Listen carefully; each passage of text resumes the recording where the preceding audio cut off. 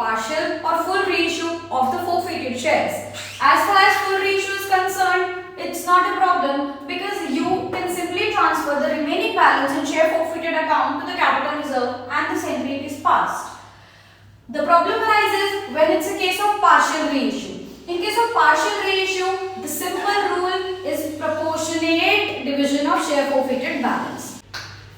For reissued shares, we will calculate the proportionate amount in the share forfeited account and will deduct the discount which is offered on the reissue of shares. So, we'll transfer the balance amount to the capital reserve and the same entry is passed. Whereas the shares which are not reissued are not at all to be touched or dealt within the whole question.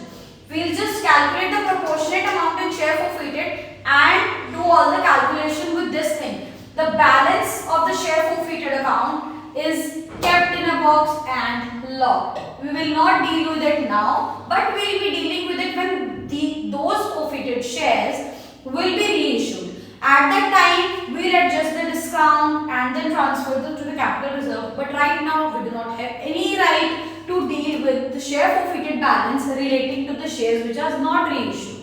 The issue comes with yet another problem, which is number of shareholders case.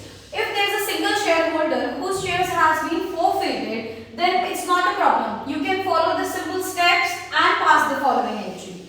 However, if there are two or more shareholders, then you need to calculate the amount to be transferred to capital reserve. For that, you need to look whose shares are reissued first for the calculation of the balance of share forfeited account to be transferred to capital reserve.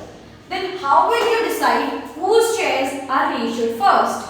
To know more about this and get handwritten explanations on this topic, comment down commerce.